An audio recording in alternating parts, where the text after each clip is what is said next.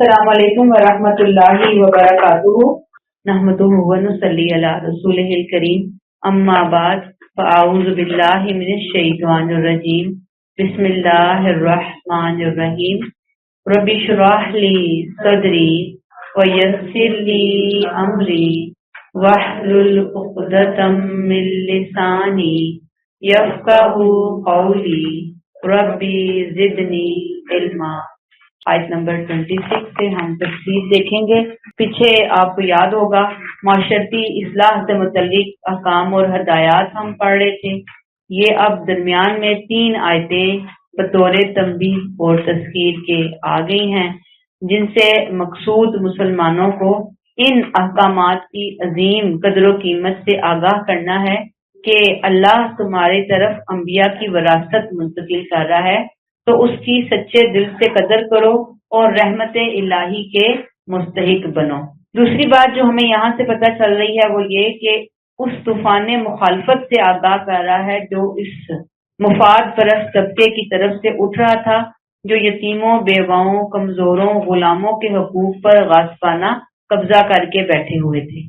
फरमाया युरीदुल्लाहु लियुबय्यिन लकुम व यहदियकुम सुननल लज़ीना मिन क़ब्लिकुम व यतूबा अलैकुम। अल्लाह का इरादा ये है कि तुम पर अपनी आयतें वाज़े करे और उन लोगों की राहों पर चलाए जो तुमसे पहले गुजरे हैं, और तुम पर इनायत की नजर करे। वल्लाहु अलीमुन हकीम, और अल्लाह अलीम व हकीम है। युरीदु, युरीद 2 मायने होते हैं। नंबर 1 कतई फैसला, हतमी इरादा। नंबर 2 चाहना। अब ये सारी बातें जो यहाँ अल्लाह बयान कर रहे हैं और बयान फरमाते हैं और फरमाएंगे, सब कतई इरादा है, हतमी फैसला है अल्लाह ताला का। इस वजह से नबी करीम सल्लल्लाहु अलैहि वसल्लम के जरिए तमाम जहानों के लिए, तमाम दुनिया के लिए, तमाम आलम के लिए आखिरी दर्जे में हिदायत का एहतमाम अल्लाह की स्कीम में पहले से ही तय था। अंबिया ने इसकी खबर दी और ये अल्लाह के इल्म और हिकमत का तकाजा भी था कि वो अल्लाह जो अलीम व हकीम है, वो लोगों को पैदा करके उनकी हिदायत से गाफिल नहीं हो सकता, बल्कि वो उनकी हिदायत का मुकम्मल तौर पर इंतजाम किए हुए है। अल्लाह ताला क्या फरमाते हैं इस आयत में, युरीदुल्लाहु, अल्लाह का इरादा क्या है? इरादा वही हतमी फैसला है, अल्लाह की स्कीम है। क्या? नंबर 1 लियुबय्यिन लकुम, नंबर 2 व यहदियकुम सुननल्लज़ीना मिन क़ब्लिकुम, नंबर 3 व यतूबा अलैकुम। ये 3 अल्लाह के इरादे हैं, ये उनके फैसले हैं। वो हम पर रहमत करना चाहता है, इसीलिए उसने क्या किया, लियुबय्यिन लकुम, अपनी आयतों को खोल खोल कर बयान किया। हिदायत का मामला डाउटफुल नहीं छोड़ा, कहीं कोई कंफ्यूजन नहीं है। अल्लाह ताला ये सिखाना चाहता है कि देखो हिदायत क्या चीज है, कितनी कीमती चीज है, और अल्लाह ने अपनी किताबों और अपने रसूलों के जरिए हिदायत के इन चैप्टर्स को बिल्कुल क्लैरिटी के साथ वाज़े कर दिया। नंबर 2 अल्लाह ने हिदायत के लिए पहली उम्मतों के तरीके भी बताए। नंबर 2 क्या हुआ, यहदियकुम सुननल लज़ीना मिन क़ब्लिकुम, अल्लाह उन लोगों की राह पर चलाए जो तुमसे पहले गुजर चुके। अल्लाह का ये इरादा था कि तुम्हें किन के रास्तों पर चलाए, जो तुमसे पहले गुजर चुके। पहली उम्मतों के वाकयात उसने तुम्हें सुनाए ताकि तुम उनके पाकीज़ा तरीकों पर चलो। अल्लाह ने तुम्हें यह सिखाना चाहा अपनी इन आयात की वजह से कि तुमसे पहले की जो सालेह उम्मतें हैं वो किस तरह पाकीज़गी के असूलों पर चलती हैं, बंदगी के असूलों पर चलती रही हैं। लिहाजा ए मुसलमानों, तुम भी उन रास्तों पर चलो, उनके नक्शे कदम को फॉलो करो। कौन सा नक्शे कदम? पाकीज़गी और बंदगी का, साले होने का। नंबर 3 वयतूबा अलैकुम, और तुम पर इनायत की नजर करे, उसने तुम्हारे लिए माफी के दरवाजे खोल दिए कि अगर तुम कहीं गलती से गलत रास्तों पर यू टर्न ले लो तो तुम वापस वहां से आ जाओ, हिदायत की तरफ पलट आओ, सीधे रास्ते की तरफ आ जाओ। وہ جانتا ہے تمہاری کمزوریاں کیا ہے، اس لیے وہ یہ چاہتا ہے کہ تم اپنی اصلاح کرو۔ وہ تمہاری اصلاح کا بہت یعنی کہ خوشی ہے اس معاملے میں کہ تمہاری اصلاح ہو جائے، اور وہ حکمت کے ساتھ تمہیں بہترین راستے پر پہنچاتا ہے۔ وہ نظر عنایت کرتا ہے۔ نظر عنایت کیا ہے؟ بندے کے لیے معافی کے راستے کھول دینا، بندوں کو پلٹنے کا موقع دے دینا، بندوں کو مہلت پر مہلت دے دینا، یہ اس کا یتوبہ علیکم ہے۔ اس نے تمہیں اندھیرے میں راہ دکھانے والا چراغ یعنی قرآن عطا کر دیا اس کام کے لیے۔ اللہ علیم حکیم، اور اللہ علم والا اور حکمت والا ہے۔ وہ اپنے علم کی بنیاد پر وہی احکامات دیتا ہے جو تمہارے لیے حقیقی اور فائدہ مند ہو۔ علم کی بنیاد پہ دے رہا ہے نا، کیونکہ وہ پتہ ہے، اسے پتہ ہے، کسی اور کو نہیں پتا۔ اس نے ہمیں ڈیزائن کیا، وہ ہماری رگ رگ سے واقف ہے۔ اس نے احکامات بھی وہی دیے جو ہمارے لیے حقیقتاً فائدہ مند ہے، اور حکیم ہے۔ اس کا ہر فیصلہ مقصد سے خالی نہیں، چاہے تم سمجھو چاہے تم نہ سمجھو، ہر فیصلہ انجام کے اعتبار سے تمہارے لیے بہترین ہوتا ہے۔ ہر فیصلہ حکمت سے بھرا ہوا ہوتا ہے۔ اب اس سے ہمارے لیے سبق کیا ہے کہ اللہ نے قرآن کے ذریعے آج ہمارے لیے لیبین لکم بھی کر دیا، ویہدیکم بھی کر دیا، سنن الذین من قبلکم ویہدیکم سنن الذین من قبلکم کر دیا، اور تیسرا کیا کر دیا؟ ویتوب علیکم، یہ اس نے کر دیا، قرآن کے ذریعے کر دیا۔ اب ہمارے پاس اللہ کی یہ نعمت آ گئی ہے، اگر ہم اس کی رحمت سے فائدہ نہیں اٹھاتے تو ہمارا اپنا قصور ہے، غلطی ہماری ہے۔ ہمارے اخلاص کی کمی ہو سکتی ہے، ہماری نیتوں میں کھوٹ ہو سکتا ہے، ہمارے علم کی کمی ہو سکتی ہے، ہمارے شوق کی کمی ہو سکتی ہے، جو باتیں ہمیں سمجھ نہیں آتی۔ اللہ نے تو لیبین لکم کر دیا، اللہ نے تو مہربانی کر دی قرآن ہمیں عطا کر کے۔ پہلے لوگ ایک بات پڑھتے تھے، بات جب سمجھ آ جاتی تھی تو ان کے عمل بدل جاتے تھے، فوراً آگے بڑھتے تھے، فوراً آگے لوگوں کو بتانا شروع کر دیتے تھے۔ ہماری تاریخ بزرگوں کے واقعات سے بھری ہوئی ہے کہ انہوں نے دین کو ہم تک پہنچانے کے لیے کتنی زیادہ محنت کی، اور آج ہم ہیں کہ باتیں سنتے ہیں، پڑھتے ہیں اور وہیں پہ ہی کھڑے ہوتے ہیں۔ وہ کہتے ہیں نا، زمین جنبت کے جنبت گل محمد کے، وہیں پہ ہی کھڑے ہو، ہل ہی نہیں رہے وہیں سے، بالکل بھی آگے پیچھے نہیں ہونا، ٹس سے مس نہیں ہونا، اللہ کا جتنا بڑا مرضی حکم آ جائے اپنی خواہشات سے باہر ہی نہیں نکلنا، اور جب باہر ہی نکلنا تو پھر دوسروں کو بتانا کیا ہے، دوسروں کو اس پیغام سے آگاہ کیسے کرنا ہے۔ آج ہماری اکثریت صرف زبانی جمع خرچ کا شکار ہو چکی ہے، کچھ بھی نہیں ہے اس کے پاس۔ آیت نمبر 27، واللہ یرید ان یتوب علیکم، اللہ تو یہ چاہتا ہے کہ تم پر رحمت کی نگاہ کرے۔ میں نے ابھی آپ کو بتایا کہ آیت 26، 27، 28 وہی سلسلہ ہے جو میں نے ابھی آپ سے ذکر کیا، تنبیہ اور تذکیر کا سلسلہ۔ شروع مسلمانوں کو ان احکامات کی عظیم قدر و قیمت سے آگاہ کرنے سے ہوا کہ اللہ تمہاری طرف انبیاء کی وراثت منتقل کر رہا ہے، ان سچوں کی قدر کرو اور رحمت الہی کے مستحق بنو۔ اب آیت 28 میں پھر اسی مضمون کو اللہ تعالیٰ نے واضح کر دیا، واللہ یرید ان یتوب علیکم۔ پچھلی آیت میں بھی ہم نے یریدو کے معنی پڑھے تھے نا، اور اس آیت میں یہ یریدو کیا کہہ رہا ہے؟ اللہ چاہتا تھا اپنے بندوں کو نوازنا، اس نے اپنی بلیسنگز کی اپنے بندوں پر۔ کس طرح سے؟ قرآن کے ذریعے۔ ایک طرف اللہ ہے، ایک طرف بندے ہیں، اور ایک طرف اس کی عظیم ترین قیمتی ترین نعمت ہے، اور وہ کیا ہے؟ قرآن۔ وہ چاہتا تھا کہ اپنے بندوں کو قرآن عطا کریں، اور اس نے وہ اپنی اسکیم قرآن کی شکل میں بندوں کو دے دی، ان کی بہتری کے لیے، ان کے فائدے کے لیے۔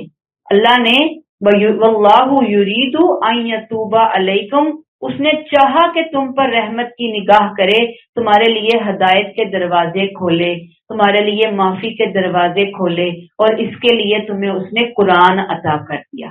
یہ قرآن کا آنا یتوب علیکم کا بہت بڑا عملی اظہار ہے۔ اور کیا، وَيُرِيدُ الَّذِينَ يَتَّبِعُونَ الشَّهَوَاتِ، اور وہ لوگ جو اپنی خواہشات کی پیروی کر رہے ہیں وہ یہ چاہتے ہیں تَمِيلُوا مَيْلًا عَظِيمًا، کہ تم حق کے راستے سے بالکل ہی بھٹک جاؤ۔ ایک طرف اللہ ہے جو اپنے بہترین زبردست فیصلوں کے ساتھ کھڑا ہوا ہے، قرآن دے رہا ہے، واضح کر رہا ہے چیزوں کو، کھول کھول کر پچھلی قوموں کے قصے تمہیں بتائے جا رہے ہیں۔ وہ تم پر اپنی رحمت کی نظر قرآن کی کے ساتھ قرآن کے ذریعے کرنا چاہتا ہے، جبکہ اس کے پیرالل، اس کے مخالف، اس کے اپوزٹ کچھ دوسرے لوگ بھی ہیں، اور یہ تھوڑے نہیں ہیں، اکثریت ہے یہاں پر۔ یہ لوگ کیا کر رہے ہیں؟ اپنی خواہشات کی پیروی کرنے والے ہیں۔ ان کا دین اور ایمان کیا ہے؟ ان کی خواہشات کی پیروی، یعنی دین اور ایمان وہ نہیں ہے جو رب نے دیا، ان کا دین و ایمان اپنا ہی بنایا ہوا ہے۔ وہ اپنی مرضی سے جینا چاہتے ہیں، وہ منمانیاں کرتے ہیں، اپنے نفس کے پجاری ہیں، اپنے عقل کے غلام ہیں، جنہیں دین عزیز نہیں ہے بلکہ انہیں اپنی دنیا کی لذتیں، اپنی خواہشات عزیز ہیں۔ وہ کبھی نہیں چاہتے کہ تم اللہ کے قریب ہو، اور ان کی خواہشیں جب بھی آئیں گی تو اللہ کہتے ہیں کہ خواہش جب بھی آئے گی تو وہ کیا خواہش ہوگی؟ تَمِيلُوا مَيْلًا عَظِيمًا، ان کی سب سے بڑی خواہش۔ قرآن سے ان کی شہوت پرستیوں اور بے لگام آزادیوں پر زد پڑ رہی تھی نا، قرآن پابندیاں لگا رہا تھا، قرآن روک ٹوک کر رہا تھا۔ اب وہ اس ارادے کے ساتھ اٹھ کھڑے ہوئے کہ ان تمام باتوں کو ناکام کر کے، کون سی باتیں جو اللہ نے یریدو کے ساتھ ہمیں پچھلی آیت میں دی، اب بتا رہے ہیں، اپنی مہربانیوں کا ذکر کر رہے ہیں، یہ نافرمان کھڑے ہو گئے کہ ہم تو اس کے آگے بند باندھیں گے، اللہ کی مخالفت کریں گے، اس کی کتاب کی، اس کے رسول کی مخالفت کریں گے، اور مخلوق خدا کو دوبارہ تاریکی کے گڑھوں میں ہی دھکا دیں گے، اور ان کو وہیں رہنے دیں گے، اور ان کو وہاں سے باہر نہیں نکلنے دیں گے۔ جس نجات کی روشنی کو قرآن نے دکھایا آ کر، وہ روشنی ہم بندوں تک کسی صورت میں پہنچنے نہیں دیں گے، اور اگر وہ چل پڑے اس روشنی کی طرف تو ہم ان کو دوبارہ کھینچ کر دوبارہ اپنے اسی بھٹکے ہوئے راستے کی طرف لے جائیں گے۔ گویا ان کی خواہش ہے، اٹ موسٹ خواہش ہے کہ وہ تمہیں قرآن سے پھیر دیں، تم قرآن سے نہ جڑ سکو، وہ اس رحمت اور مہربانی سے ہٹا دیں جو اللہ نے تمہارے لیے بطور خاص نعمت کے طور پر کیا۔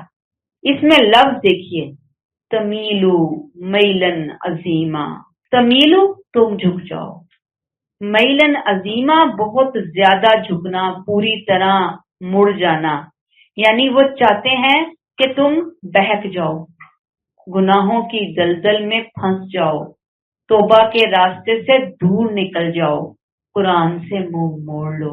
اور آج آپ دیکھیے امت مسلمہ، اس سے لیسن لیجئے۔ اللہ کہتے ہیں اللہ نے تمہارے لیے قرآن کے ذریعے رحمت کا دروازہ کھولا، اور دوسری طرف لوگوں نے قرآن کے دروازوں کو بند کیا۔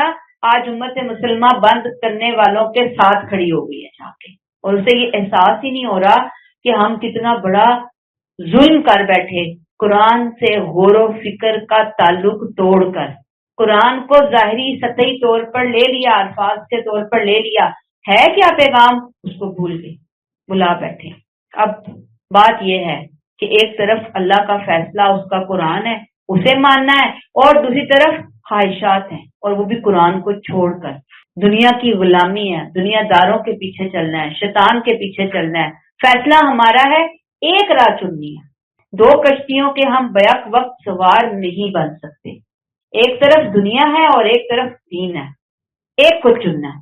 یہ اب چننا ہم نے ہے، ہم نے فیصلہ کرنا ہے، اور فیصلہ کریں تو پھر ڈٹ جائیں اپنے فیصلے کے اوپر۔ یہ جو ڈھل مٹ ہوتی ہے نا، ڈاواں ڈول ٹائپ شخصیات، یہ وہ پسندیدہ نہیں ہے دین کے اندر۔ دین میں اچھی بات وہی ہے جو تھوڑی ہو لیکن استقامت کے ساتھ۔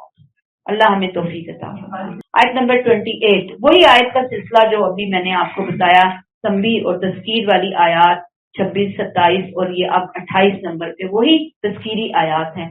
اللہ ریمائنڈر دے رہے ہیں، فرماتے ہیں یہ آیت 29 میں وہ پابندیوں کی طرف اشارہ ہے جو علماء کی خود ساختہ سختیوں کی وجہ سے، بہت زیادہ باریک بینیاں، بال کی کھال اتارنا، ایسی چیزوں کی طرف جانا جس کا دین میں کوئی وہ اہمیت ہی نہیں، یعنی کم اہم چیزوں کو اہم بنا دینا، یہ لوگوں پر جو پابندیاں انہوں نے لگائی تھی ان پابندیوں کی طرف اب اس آیت 28 میں ہم اشارہ پڑھیں گے۔ قرآن ایک جگہ پر انہی پابندیوں کو اسر و اغلال سے تعبیر کرتا ہے۔ اسر سواد سے ہے، اسر اور اغلال، اسر زنجیروں کو کہتے ہیں، اغلال بوجھل بندشوں کو کہتے ہیں۔ کیا کہتے ہیں اللہ تعالیٰ یہاں پہ؟ یرید اللہ ان یخفف عنکم، اللہ چاہتا ہے کہ تم پر سے بوجھ ہلکا کر دے۔ وہ خلق الانسان ضعیفا، اس لیے کہ انسان کمزور بنایا گیا ہے۔ کون سے بوجھ ہلکے کرنا چاہتا ہے؟ جو غیر فطری خود ساختہ چیزیں لوگوں نے خود پر لاد لی، اللہ نے نہیں دی، انہوں نے خود سے خود پر لادی ہیں، انہیں ایک دن اترنا ہی تھا۔ یہ بوجھ جو لوگوں نے لاتے تھے اللہ نے ان کو اتارنے کا بندوبست کیا ہوا تھا۔ جب اللہ نے ان بوجھوں کو، ان لوگوں کو ان بوجھوں سے آزاد کرنا شروع کیا، جب اللہ نے ان زنجیروں کو کھولنا شروع کیا، تو یہ خواہش پرستوں نے دیکھا کہ خود ساختہ شریعتوں رسم و رواج کا بوجھ لوگوں کے سر سے اتر رہا ہے، تو یہ چیخنے چلانے لگے، شور و غوغا کرنا شروع کر دیا انہوں نے۔ قرآن نے تسلی دی کہ اصل میں زنجیروں کو کھولنا، زنجیروں کو توڑنا، بوجھ ہٹانا، یہ تمام پچھلے انبیاء کی بھی سنت اور وراثت رہی ہے، جو آج اے نبی صلی اللہ علیہ وسلم، اے امت محمدیہ آپ کی طرف منتقل ہو رہی ہے۔ قرآن اور دین اسلام کی شکل میں اللہ ان غیر فطری بیڑیوں کو کاٹ رہا ہے۔ گویا اللہ کی ڈے ون سے اپنے بندوں پر ہمیشہ مہربانی ہی رہی کہ اس نے بندوں کو بیجا بوجھ میں نہیں ڈالا، دین میں مشقت نہیں رکھی، آسانی ہی رکھی ہے، لیکن شیطان کے چیلوں نے اس میں بے انتہا مشکلیں پیدا کر دی۔ اب اللہ نے قرآن اور نبی صلی اللہ علیہ وسلم کے ذریعے ان تمام مشکلوں کو دور کرنے کا ایک زبردست اور آخری موقع فراہم کیا۔ اب یہ جو موقع فراہم کیا، اب بندے اس سے فائدہ نہ اٹھائیں تو پھر ان کا اپنا قصور ہے۔ اب پچھلی جو شریعتیں تھیں آگے ہم بارہا پڑھیں گے، لیکن ہم دیکھتے ہیں کہ بڑی معمولی جب ان کے ہاں غلطیاں ہوتی تو وہ اپنے لیے خود بخود اس کو ایک مصیبت بناتے، وہ کہتے ہیں ہم یہ کام ایسے کریں گے، تو اللہ کہتے ہیں اچھا ویسے ہی کرو۔ لہٰذا اب معمولی غلطیوں پر ان کے لیے سخت کفارے اللہ نے عائد کیے، کیونکہ انہوں نے خود اپنے لیے یہ راستہ کھولا۔ پھر ان کے ہاں یہ بھی ہوتا تھا کہ ناپاکی ہوتی تھی تو وہ دھونے کا کوئی حکم نہیں تھا، بلکہ کپڑا کاٹنے کی وہاں سے کپڑے پہ نجاست لگے گی، کپڑا کاٹ دیا تو ضائع ہو گیا نا کپڑا، یا پھر پیمند لگانا پڑے گا۔ تو یہ آیات جو ہے نا ان احکامات کے بعد آئی ہیں، جو پیچھے ابھی ہم نے مالی اخلاقی اصلاحات پڑھی، تو اللہ کہہ رہے ہیں دیکھو میں نے تمہارے لیے کیسے آسانیاں کر دی، شریعت میں آسانیاں کر دی، مشقت تم سے ہٹا دی، دین نہ بوجھل رہا نہ کمپلیکیٹڈ رہا، دین انتہا درجے کا آسان بنا دیا۔ اللہ تعالیٰ کہتے ہیں وَخُلِقَ الْإِنسَانُ ضَعِيفًا، انسان کمزور بنایا گیا ہے۔ یہ کمزوری کس قسم کی کمزوری ہے؟ عقلی، جسمانی، نفسیاتی، نفسانی، ہر طرح کی کمزوری۔ انسان بحیثیت انسان بہت جلد، بہت تیزی سے خواہشات کے جال میں پھنس جاتا ہے۔ جیسے میگنیٹ ہوتا ہے نا، وہ لوہے کے ساتھ جا کے چپک جاتا ہے، ایسے انسان بھی فوراً کمزوری کی طرف دوڑ پڑتا ہے۔ بندوں کے خالق کو ان کی کمزوریوں، ان کی ضروریات سب کا پتہ ہے، اسی لیے اللہ نے شریعت میں رخصت رکھی، شریعت میں آسانیاں رکھی، شریعت میں توازن رکھا، تاکہ بندے آرام سے صراط مستقیم پر چل سکیں۔ سورہ بقرہ آیت 286 یاد کر لیجئے، ہم پڑھ کر آئے، اللہ نے وہاں کہا تھا لا یکلف اللہ نفسا الا وسعها، اللہ کسی نفس پر اس کی طاقت سے زیادہ بوجھ نہیں ڈالتا۔ آج بھی اللہ تعالیٰ نے ہمارے لیے بڑی آسانیاں کی ہیں، دین کے اندر اتنی زبردست رخصتیں رکھی ہیں کہ انسان سوچے تو اش اش کر اٹھے، سبحان اللہ کیا اٹھے، الحمدللہ کیا اٹھے۔ مثلا آپ دیکھیں کہ اگر انسان کے لیے کسی وجہ سے وضو پاسبل نہیں ہو رہا تو وہ تیمم کر سکتا ہے، یہ آسانی ہے۔ سفر میں ہے تو نماز پوری نہیں پڑھنی، اللہ نے کہا ہے کہ فرض جو ہیں 4 ان کو 2 میں تبدیل کر دو، 2 نمازیں اکٹھی کر کے پڑھ لو۔ پھر روزے رکھنا مشکل ہے تو روزے تم بعد میں قضا کر لینا۔ خاندانی عورت نہیں مل رہی تو لونڈی کے ساتھ شادی کر لو، لیکن حرام کی طرف نہیں جانا۔ کھڑے ہو کر نماز نہیں پڑھ سکتے تو بیٹھ کر نماز پڑھ لو۔ یہ کیا ہے؟ ہمارے دین کی رخصتیں، آسانیاں۔ ایسے ہی ہم بہت ساری جگہوں پہ رخصتیں ڈھونڈیں تو ہمیں وہ جینون رخصتیں ملیں گی جو اللہ اور اس کے رسول صلی اللہ علیہ وسلم نے دی ہیں۔ ایک تو وہ رخصتیں ہیں نا جو لوگوں نے خود سے خود اپنے لیے بنائی ہوئی ہیں، وہ تو پھر دین کو بڑا ہی آسان کر کے تو وہ لینے والی بات ہے نا۔ یہ حقیقتاً رخصتیں ہیں جو ہمیں اللہ نے دی اور اسے لینے میں کوئی حرج نہیں ہے۔ لیسن یہی ہے کہ دین کے حکموں کو کبھی اپنے لیے بوجھ نہ سمجھیں۔ یہ دین کے حکم، قرآن تو ہمارے پاس رحمتیں، قرآن رحمت لے کر آیا ہے، اللہ کی رحمت لے کر آیا ہے۔ یہ قرآن اللہ نے ہمارے لیے ہمارے بوجھ ہلکے کرنے کے لیے بھیجی ہے۔ یہ قرآن اس سینس میں بھی رحمت ہے ہمارے لیے۔ اللہ ہمیں عقل شعور عطا فرمائے، سمجھنے کی توفیق عطا فرمائے۔ نمبر 29 اب آپ دیکھیں گے کہ وہ تذکیر و تنبیہ والی آیات جو ہے نا وہ ہم پڑھ چکے۔ اب 29 میں اس تنبیہ کے بعد اصلاح معاشرہ سے متعلق جو احکام اور ہدایات ہم پیچھے پڑھ رہے تھے وہ دوبارہ شروع ہو گیا اور چند ایسی ہدایات دی گئی ہیں جن سے پچھلی اصلاحات کی تائید بھی ہو رہی ہے اور ان اصلاحات کا دائرہ بھی وسیع ہو رہا ہے۔ اس طرح سے یا ایھا الذین آمنوا، اے لوگوں جو ایمان لے آئے ہو، لا تأکلوا اموالکم بینکم بالباطل، اپنے مال آپس میں باطل طریقوں سے نہ کھاؤ، الا ان تکون تجارتا عن تراض منکم، الا یہ کہ باہمی رضامندی سے تجارت کی جائے، ولا تقتلوا انفسکم، اور آپس میں ایک دوسرے کو قتل نہ کرو، ان اللہ کان بکم رحیما، اس میں شبہ نہیں کہ اللہ تم پر بڑا مہربان ہے۔ ایمان والوں کو کیا حکم دیا جا رہا ہے کہ ہرگز نہ کھانا، کیا نہ کھانا؟ مالوں کو باطل طریقے سے۔ یہ باطل طریقے کیا ہوتے ہیں؟ باطل، غلط، ناجائز ذریعہ، ظلم اور فریب سے حاصل کیا ہوا مال، ہر طرح کی حرام آمدنی، سود، رشوت، چوری، ڈاکہ، دھوکہ، جھوٹی گواہی سے مال لینا، کسی کی مجبوری یا نادانی سے فائدہ اٹھانا، لقطے کی مناسب تشہیر کیے بغیر کسی کا مال لے لینا۔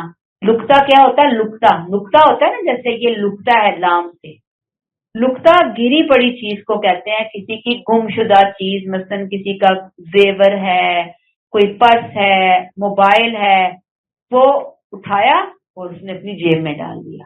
تو اس کے لیے بھی ہمیں حکم ہے کہ جس کو ملے اس کا فرض ہے کہ وہ اس کی تلاش کے لیے، اس کے مالک کی تلاش کے لیے مناسب اعلان کرے، جیسے محلے میں بتائے، مسجد ہے وہاں پر، وہاں سے اعلان کروائے، پولیس کو بتا سکتا ہے، پولیس کو بتائے، اشتہار لگوا سکتا ہے، اشتہار لگوائے، اور اگر کوئی اس چیز کو رکھے اور اصل مالک ڈھونڈنے کی کوشش نہ کرے تو یہ بھی باطل ہے۔ مال اموالکم بینکم بالباطل، اموالکم بینکم بالباطل ہے، یہ مال غصب کرنا ہے۔ پھر اسی میں ہی وہی میں نے ابھی شروع میں بتایا، کسی کی بے بسی، پریشانی، بیماری کا فائدہ اٹھا کر اسے نقصان پہنچانا یا اسے دھوکہ دینا، یہ بھی باطل طریقے سے مال کھانا ہے۔ مثلا کسی کو پیسوں کی ضرورت ہے اور وہ بہت مجبوری میں اپنی گاڑی بیچنا چاہ رہا ہے، اپنی کوئی جائیداد بیچنا چاہ رہا ہے، اور قیمت بازار میں ایکچولی قیمت اس کی سپوز 20 لاکھ ہے، تو آپ کو پتا ہے کہ وہ مجبور ہے بندہ، اب وہ بیچے گا ہی بیچے گا، تو آپ کہتے ہیں 15 لے لو، 16 لے لو، پھر بندہ کہتا ہے بعد میں کہ بڑا کوئی تیر مار دیا کہ آج کسی مظلوم کو، بے بس کو، کمزور کو لوٹ کر آئے ہیں، ورنہ بازار میں تو یہ ملنی نہیں تھی ہمیں چیز، اتنی زبردست طریقے سے ہم لے کر آئے۔ یہ تو کوئی شاباشی نہیں ہے، یہ تو کسی کی مجبوری سے فائدہ اٹھانا ہے۔ وہ مجبور ہوا ہے، وہ تو دے گا، اس کو ظاہر بات ہے بہت شدید ضرورت ہے، ایمرجنسی آ گئی ہے کوئی، ایسے ہی قحط آ گیا، قدرتی آفات آ گئی، جیسے زلزلہ آتا ہے، جیسے سیلاب آتا ہے، کوئی اور حادثہ آ گیا، آگ لگ گئی کہیں پہ خدا نہ خواستہ، تو آپ دیکھیں یہ قیمتوں کو بڑھا دینا، چیزوں کے ریٹس بڑھا دینا. جیسے آپ نے دیکھا کرونا آیا تھا تو آپ کو آکسیجن سلنڈر جس کی قیمت 10,000 نہیں تھی وہ 40-40 ہزار میں لوگوں نے خوب کمایا، رج کے کمایا. اللہ تو کہیں پہ نہیں تھے پھر وہاں پہ، انسانیت کی خدمت کا تو کوئی جذبہ نہیں تھا. جی رمضان میں تو دیکھیں عام یہ جو میں بات کر رہی ہوں نا کہ جیسے کرونا آیا لوگوں نے خوب کمایا، یعنی قدرتی آفت آ گئی تھی نا، مصیبت میں آ گئے تھے لوگ، ٹینٹ بہت مہنگے تھے سیلاب کے اندر، زلزلے میں بہت مہنگے تھے. مطلب یہ کہ جب کوئی آفت آ جاتی ہے نا تو ایک اوور آل بہت بڑی مجبوری، عالمگیر کوئی مجبوری بن جاتی ہے ملکی یا بین الاقوامی. اس موقع پر اس طرح کی حرکتیں کرنا یہ باطل طریقے سے مال کھانا ہے.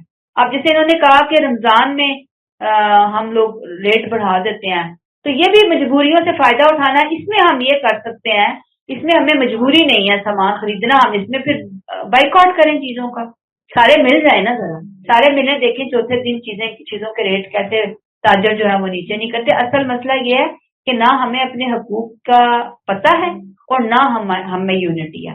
جن کے پاس مال ہے انہیں پرواہ کوئی نہیں، انہیں کیا ہے وہ 1,000 کی چیز 10,000 میں خریدیں. تو جو مڈل کلاس لوگ ہیں وہ پھر سفر کرتے ہیں، لیکن ان میں یونٹی نہ ہونے کی وجہ سے پھر وہ مزید سفر کرتے ہیں. تو اللہ تعالیٰ کہیں گے نا کہ تم اپنے حقوق کے لیے نہ بول سکتے تو پھر سفر کرو. ہم نے اللہ نے تو بنایا ہے نا دنیا میں ایک سسٹم رکھ دیا، ہم خود اس کو غلط طریقے سے استعمال کرتے ہیں.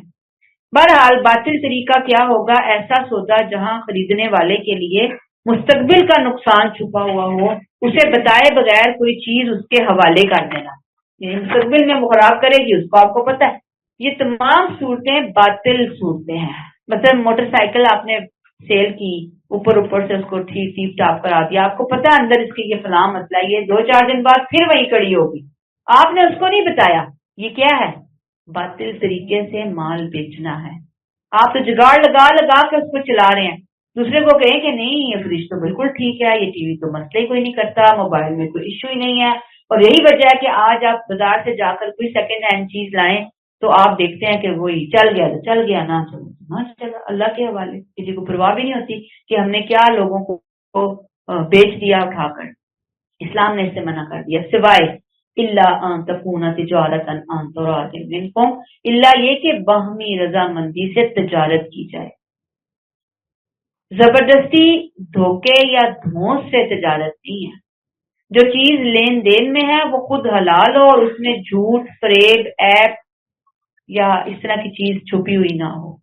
معاہدہ بالکل واضح ہو، ہر ایک کا فائدہ ہر حال میں محفوظ ہو، ایسی تجارت ہی جائز ہوگی. باہمی رضامندی والی تجارت، دونوں شریک ایگری کر رہے ہیں اس بات کے اوپر، ان شرائط کو ایگری کر رہے ہیں، ان شرائط کے بارے میں ایگری کر رہے ہیں جو کہ رکھی گئی ہیں. اس میں ایک حدیث سنیے، آپ صلی اللہ علیہ وسلم نے فرمایا سن لو ظلم نہ کرو، کسی مسلمان کا مال اس کی خوشی کے بغیر حلال نہیں. کسی مسلمان کا مال اس کی خوشی کے بغیر حلال نہیں. تو جب خوشی کے بغیر لیا تو وہ کیا آ گیا؟ اموالکم بینکم بالباطل، لا تاکلوا اموالکم بینکم بالباطل کی کیٹیگری میں آ جاتا ہے. ایک اور حدیث ہے، سچا اور امانت دار تاجر قیامت کے دن انبیاء، صدیقین، شہداء کے ساتھ ہوگا. ظاہری بات ہے کہ مسجد میں بیٹھ کر اس کے پاس کمانے کے حرام کے پیش مار طریقے ہوتے ہیں. صرف اللہ کی خاطر وہ بچ گیا، بچا لیا اس نے خود کو، اس کا اجر ہی بہت زیادہ ہے. انبیاء، صدیقین، شہداء. ایک اور حدیث ہے، نبی کریم صلی اللہ علیہ وسلم مغلے کی ایک ڈھیری کے پاس سے گزرے تو آپ نے اپنا ہاتھ اس میں داخل کیا، آپ کی انگلیوں نے نمی محسوس کی تو آپ نے فرمایا غلے کے مالک یہ کیا ہے؟ اس نے عرض کی اے اللہ کے رسول اس پر بارش پڑ گئی تھی. آپ نے فرمایا تو تم نے اس بھیگے ہوئے غلے کو اوپر کیوں نہ رکھا تاکہ لوگ اسے دیکھ لیتے؟ فرمایا جس نے دھوکہ کیا وہ مجھ سے نہیں ہے. اتنی سخت بات آپ صلی اللہ علیہ وسلم نے کی کہ جو دھوکہ کرے اس کا مجھ سے تعلق نہیں ہے. آج آپ امت محمدیہ کے دھوکے دیکھیں، کیسے کیسے دھوکے کہ شیطان بھی شرما جائے ہمارے دھوکوں سے. کہ ایسے ایسے ہم نے راستے نکالے ہوئے ہوتے ہیں، چور راستے، اللہ معاف کرے، تو پھر خود کو امت کا فرد بھی سمجھتے ہیں۔ نبی نے تو کہا کہ اس کا کوئی تعلق نہیں ہے مجھ سے، تو دھوکہ دھوکہ ہے، چھوٹا ہے یا بڑا ہے، آپ کے نہیں تو یہ جائز ہے، جائز کوئی نہیں ہوتا، دھوکہ ناجائز ہی ہوتا ہے، دھوکہ باطل ہی ہوتا ہے، اور خاص طور پر اس دھوکے کے ساتھ مال کمانا وہ تو ہے ہی باطل طریقہ۔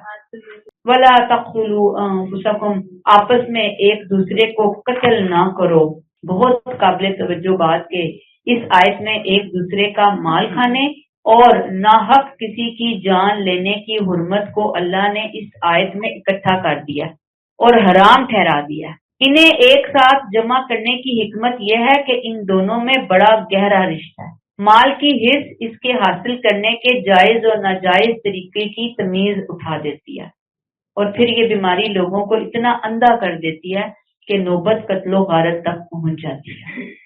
دنیا کی اکثر جنگیں، جھگڑے، قتل و غارت سب مال، دولت، زمین کی ہوس کی وجہ سے ہوئی ہے۔ اسی لیے حرمت مال اور حرمت جان، ان کی یکساں اہمیت ایک آیت میں اللہ نے بیان کر دی۔ پہلے کہا لا تأکلوا اموالکم بینکم بالباطل، پھر فرمایا ولا تقتلوا انفسکم۔ ایک چیز دوسری سے جڑی ہوئی، الگ نہیں ہے۔ مال کی چاہ میں آگے بڑھنے کا انجام قتل تک پہنچے گا، لہذا ایک حد سے آگے مت بڑھو۔ ولا تقتلوا انفسکم، انفسکم سے مراد خودکشی نہیں، اس سے مراد وہ جو معاشرے میں کسی کو قتل کرتا ہے وہ اپنوں ہی کے قتل کا مرتکب ہوتا ہے۔ کیوں؟ اس لیے کہ معاشرے کے تمام افراد ایک دوسرے کے بھائی بھائی ہیں، ایک انسان کا قتل پوری انسانیت کا قتل قرار دیا گیا۔ آگے ڈیٹیل پڑھیں گے ہم۔ آپ صلی اللہ علیہ وسلم نے فرمایا اللہ کے نزدیک پوری دنیا کا فنا ہو جانا ایک مومن کے قتل سے زیادہ ہلکا ہے، یعنی پوری دنیا بھی تباہ ہو اللہ کو اس کی پرواہ نہیں ہے، ایک بندہ جائے اللہ کو اس کی بہت پرواہ ہے۔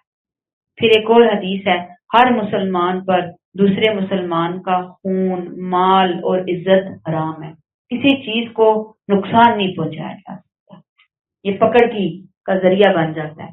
تو یہاں پہ کیا کہا کہ ایک دوسرے کو قتل نہ کرو، یعنی اپنوں کو قتل نہ کرو۔ اور آج امت مسلمہ کے اندر دیکھ لیں کہ بھائی بھائی کے گلے کاٹنے لگے ہوئے ہیں، اور پھر اس پہ کوئی دکھ بھی نہیں ہے، صدمہ بھی نہیں ہے، ندامت پریشانی بھی نہیں ہے، احساس ہی نہیں ہے۔ فرمایا ان اللہ کان بکم رحیما، اس میں شبہ نہیں کہ اللہ تم پر بڑا مہربان ہے۔ جب اللہ مہربان ہے تو وہ کس طرح پسند کر سکتا ہے کہ اس کے بندے ایک دوسرے کا مال ناحق طریقے سے کھائیں اور ایک دوسرے کو قتل کریں۔ وہ تو یہی چاہے گا کہ لوگ آپس میں کیسے زندگی بسر کریں۔ قرآن کے یہ آیات بھی ہم پڑھیں گے، رحماء بینہم، آپس میں بڑے پیار محبت رحم دلی کے ساتھ اس طرح سے زندگی بسر کرو، اس لیے کہ تمہاری بھلائی کے لیے اس نے تمہیں دو حرمتوں کے دائرے میں قید کر دیا، یہ تمہاری بھلائی ہے، مال اور جان، اس سے بچو، اس باؤنڈری وال کو مت توڑو، وہ تمہارے لیے بہت بڑا مہربان ہے، اس مہربان نے ہی تمہارے لیے مہربانی کیا۔ اب سبق کیا ہے؟ حرام مال سے بچنا بہت ضروری ہے۔ ایک اور حدیث سنیے، آپ نے فرمایا اے لوگو اللہ تعالیٰ پاک ہے اور پاک مال کے سوا کوئی چیز قبول نہیں کرتا، اور اللہ نے مومنوں کو بھی اسی بات کا حکم دیا جس کا رسولوں کو حکم دیا۔ اللہ نے فرمایا کہ اے پیغمبران پاک چیزیں کھاؤ اور نیک کام کرو، پیغمبروں کو بھی کوئی حکم ہے۔ مومنوں کے بارے میں فرمایا اے مومنوں جو پاک رزق ہم نے تمہیں عطا کیا اس میں سے کھاؤ، یہ حدیث ہے۔ حدیث میں آپ صلی اللہ علیہ وسلم نے قرآن کی آیت کے ٹکڑے جو ہیں وہ کوٹ کیے۔ پھر آپ صلی اللہ علیہ وسلم نے ایک آدمی کا ذکر کیا جو طویل سفر کرتا ہے، بال پراگندہ اور جسم غبار آلود ہے، دعا کے لیے آسمان کی طرف اپنے دونوں ہاتھ پھیلاتا ہے، کہتا ہے اے میرے رب، اے میرے رب، جبکہ اس کا کھانا حرام کا ہے، اس کا پینا حرام کا ہے، اس کا لباس حرام کا ہے، اس کو غذا حرام کی ملی، تو اس کی دعا کیسے قبول ہوگی؟ دعا نہیں قبول ہو سکتی۔ اس کے حرام انسان سے بہت خیریں چھین لیتا ہے، رحمتوں سے دور کر دیا جاتا ہے، اللہ کی لعنت کے اندر آ جاتا ہے۔ اور دعا تو عبادت کی روح ہے، جب دعا قبول نہیں تو پھر باقی عبادات کیسے قبول ہو سکتی؟ آیت نمبر 30. اب دیکھیں کہ 29 میں ہم حرمت مال اور حرمت جان کی بات پڑھ رہے ہیں. اب آیت 30 میں بتایا گیا کہ جس نے اللہ کا یہ قانون توڑا، کون سا قانون توڑا؟ یہ حرمت مال اور حرمت جان کے حوالے سے. تو جس نے یہ قانون توڑا، مال نہ حق کھایا، کسی کی جان لی، ایسا شخص خود ہی اپنے لیے آگ کا راستہ بنا رہا ہے. وَمَن يَفْعَلْ ذَلِكَ عُدْوَانًا وَظُلْمًا فَسَوْفَ نُصْلِيهِ نَارًا. تو یاد رکھو، جو لوگ ظلم و زیادتی کے ساتھ یہ کام کریں گے، ہم انہیں بہت جلد سخت بھڑکتی ہوئی آگ میں جھونک دیں گے. اور وَكَانَ ذَلِكَ عَلَى اللَّهِ يَسِيرًا، اور اللہ کے لیے یہ بہت ہی آسان ہے. جو یہ جرم کرے گا، سمجھ آ گئی نا، حرمت مال اور حرمت جان کی باؤنڈریز کو توڑے گا. عدوان اور ظلم بظاہر ایک معنی رکھنے والے الفاظ نظر آتے ہیں، لیکن جب یہ الفاظ اکٹھے آئیں تو گناہ کی دو الگ الگ صورتوں کو ظاہر کرتے ہیں. عدوان زور زبردستی، دوسروں پر دست درازی، ان کے جان و مال پر حملہ، مثلا کسی کا مال چھیننا، جھوٹے الزام سے کسی کو نقصان پہنچانا، کسی کی عزت یا زندگی پر ہاتھ ڈالنا، یہ کھلی ظاہری جاہریت ہے، دوسروں پر کھلی زیادتی ہے عدوان. اور ظلم، کوئی شخص دھاندلی سے کسی کا واجب حق ادا نہ کرے بلکہ اس کو دبا بیٹھے. مثلا مزدور کی مزدوری روک لینا.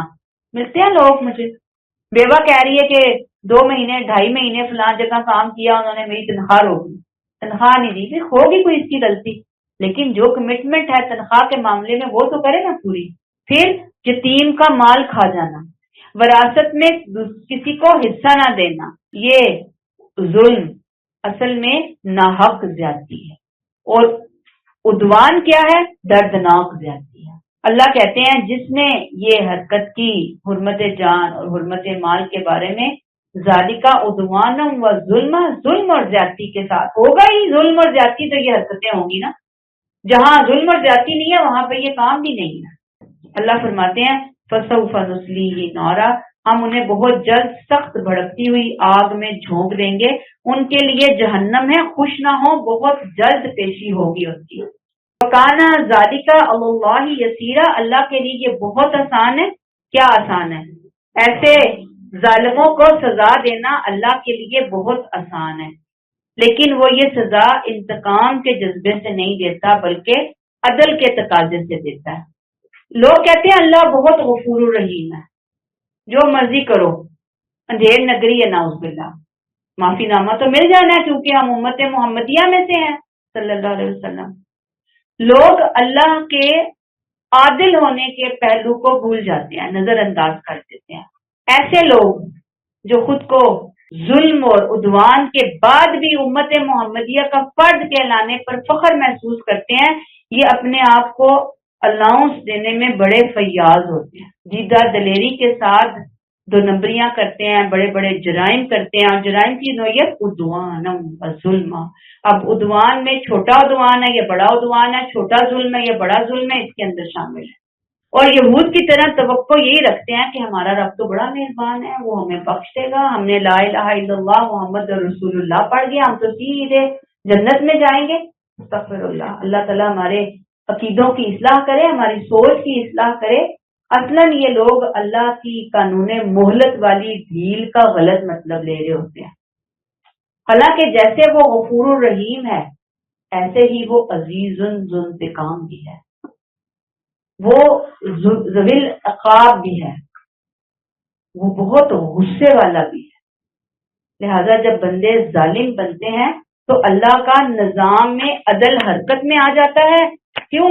اس لیے کہ اگر ظالم کو سزا نہ ملے تو پھر مظلوم کی آہیں، مظلوم کی پکار کہاں جائے گی؟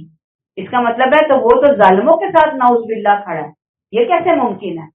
نہیں، وہ ہمیشہ کس کے ساتھ ہے؟ مظلوم کے ساتھ ہے. اسی لیے تو آپ کو پتا ہے کہ مظلوم کی آہ سے ڈرنا ہے، مظلوم کی پکار سے ڈرنا ہے. استغفر اللہ. اللہ نے ایسی ہی ذہنیت رکھنے والوں کو خطاب کر کے کہا کہ جو لوگ ظلم و عدوان کی زندگی بسر کر رہے ہیں ان کو جہنم میں جھونک دوں گا. اور ان کو جہنم میں جھونک دینا کیا کہا؟ فسوف نصلیہ نارا، ہم ان قریب انہیں جہنم کی آگ میں جھونکیں گے. اور یہ جھونک دینا وکانا ذالک امر اللہ یسیرا، یہ اللہ پر ذرا بھی مشکل نہیں ہوگا.